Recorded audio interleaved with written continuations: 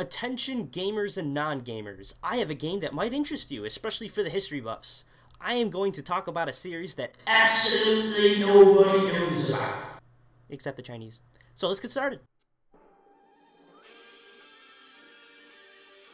Introducing Dynasty Warriors 7, but don't let that number scare you off into thinking that you need to play the other 6 in order to understand the story. It's all based off a historical event, so that the story doesn't change with each game. Only the presentation and gameplay does, and this game is probably one of the best in the series yet, in my opinion. The story is actually based off a 14th century novel called Romance of the Three Kingdoms, written by Luo Guanzhong, which takes place in ancient China between 169 and 280 AD. Don't let the name fool you, because it talks about a civil war that ravaged the land and had countless warlords, all vying to restore and unify China, but in the end, only 3 kingdoms would be left to fight it out. Hence the clever name of Romance of the Three Kingdoms. Alright, let's break down the 3 kingdoms real quick for you. First kingdom we have up is the Kingdom of Wu, led by Sun Jian and his family. Sun Jian and his family are actually descendants of Sun Tzu. You remember that guy? History class? High school? Art of War? Anybody? No? Alright, fuck it, let's move on. The second kingdom we have up is the Kingdom of Wei, led by Lord Cao Cao, who is a cold, calculating, ambitious son of a bitch. I mean, ruler. That's what I meant. The third and final kingdom is probably my personal favorite, and that is the Kingdom of Shu, led by the benevolent leader Lord Liu Bei and his sworn brothers Guan Yu and Zheng Fei. Liu Bei is a Han descendant, and he vows to restore the Han dynasty as it once was before it got all fucked up and went to a civil war. Before we get into the game details, let's just talk about the big things in the main menu real quick. You got your encyclopedia over there, which allows you to read up on the history of the 3 kingdoms in a very user-friendly way. You got your conquest mode, which allows you to forge your own path through the land, which basically means you pick any character you've unlocked so far, go into China, and beat the shit out of people. It's great. It's all you do. It's fantastic. I love it.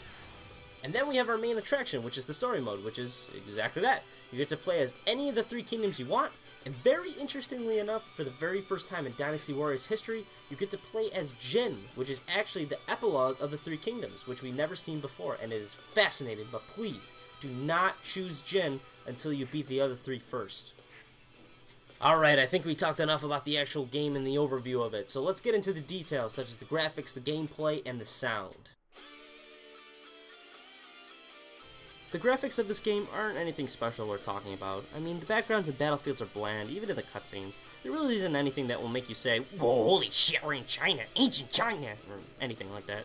I mean, the character models are gorgeous, and the weapon details are quite impressive, even if highly unrealistic. The names are difficult to remember, especially for newcomers to the series, but you will definitely remember a character by their defining features such as their armor, their weapon, and physical characteristics like Guan Yu's beard, or Xiao Duan's eye patch, or the fucking sumo wrestler, for example. The idea of having a whole army on screen was revolutionary back in the PS2 days, but not so much anymore.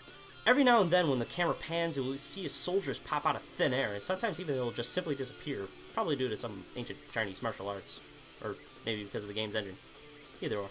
But seeing a gazillion enemies or comrades on screen at once can be visually impressive, but nothing awe-inspiring. Okay, so here's one of the best reasons why this game's awesome. What is that? Oh my god, it's so ridiculous, I don't even... Moving on. All you have to do is to find the attack button on your controller and press it. Press it a lot. No, seriously guys, all you have to do is press it like a fucking lot. I mean, the game is hack and slash, it can be very addicting, but the controls are extremely simple to follow. It's pretty much like most RPGs and hack and slash games where you have a life bar and what's unique to the series called a Muso gauge, which when filled up can unleash a fierce super attack, which has a unique animation and style of attack to each of the over 60 playable characters. Oh my god, this game is great! Look at the boobies! Oh my god, they're awesome! There are plenty of power-ups and pickup items, like increased speed and health items that you find in pots and boxes scattered throughout the level, but most of it just drops off enemies that you mindlessly take out on the battlefield. Since this is an RPG, you have a leveling system for each character in both weapon and person, where attack, speed, defense, etc. is all increased through kills, which you rack up shockingly fast, and eliminating enemy officers, which drop power-ups. The soldiers are completely useless, even on the highest difficulty. It just takes more hits to bring them down, really. Sometimes you are literally begging them to attack you. But the game can be very challenging, and if your characters aren't level enough, tackling on the hardest difficulty is brutal, which does make it fun, but it's really all about how tough you can make a character and see how many hits it takes to bring someone down. Most of the game is about tapping that attack button repeatedly, and from running from this point to that point to that point to that point to that point to that point to that point to that point to that point to that point. But transportation really on the battlefield is all about running, and since you can't control the speed you run or have any stamina, since your characters are built like fucking Olympic athletes, if their speed isn't enough to satisfy you, you can take horses like this, or a horse that's on fire, because you could take that too. It's really fast though. Also new to the series, you have the option of playing online with other people, but the thing is, nobody plays this game, so you're better off just playing split screen, or if someone that you know has this game, you can invite them that way. But I was waiting for a long fucking time and nobody joined my game, so it made me sad. Oh yeah, one more thing I should probably mention. The terrible fucking load screens. Oh my god, they're so bad. I thought we got past this shit ever since the PlayStation 1, PlayStation 2, Xbox days. No, they comes back with a vengeance, and it's awful in this game. Okay, let's talk about the music. The music is, without a doubt, the best part of the whole series. It's so good. Oh my god, it's fucking amazing. I love it. It's just so good. I mean, I have some of it on my iPod, actually. It's just so catchy, so adrenaline-fueled, and it just makes the perfect background action music, especially if you're, like, working out or something, except, well, I don't work out. But, I mean, the thing is, like, you can always depend on these games having the highest quality of music, and every single game has a large amount of these awesome tracks, and probably the most famous out of all of them, or rather, infamous, I should say, would be his theme. That's right. Introducing the mighty Lu Bu, who was pretty much the Chuck Norris of his day. Seriously though, this guy was an animal, almost quite literally, due to the fact that he had a terrible temper and he could not control himself. But on the battlefield, he was virtually impossible to beat. He was so badass, they actually had to give him his own theme song.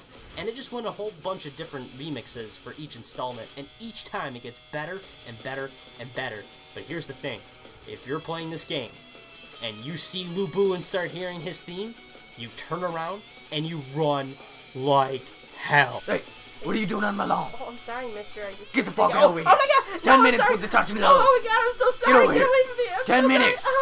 10 minutes. Oh my god. Here we go. Here we go. I'm done. May that be a lesson.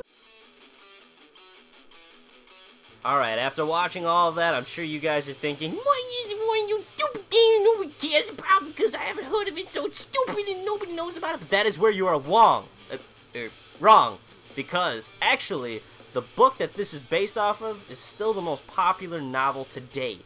In China, anyway. So with that said, the story has seen many TV and movie adaptations, most notably for me being the Three Kingdoms foreign television show, which I watched in its entirety, which has 18 discs, each one of them at least 3 fucking hours long. But damn, it was awesome. It's so good. I loved it, but I digress. Even though I grew up with the series, I do realize it doesn't appeal to everyone, but quite frankly, the story is just so fascinating, and I still learn new things about the story and the characters today, which is why I highly recommend it for anyone who wants a damn good story and is into historical stuff. And for those who just simply like to beat the shit out of people at the touch of a button. Even with the millions of spin-offs. No, seriously, there's so many spin-offs, it's absurd. It's more rehashed than Call of Duty, and that says a lot. But even with the millions of spin-offs, this is definitely, in my opinion and my vast experience with this franchise, this is definitely the best Dynasty Warriors game to date.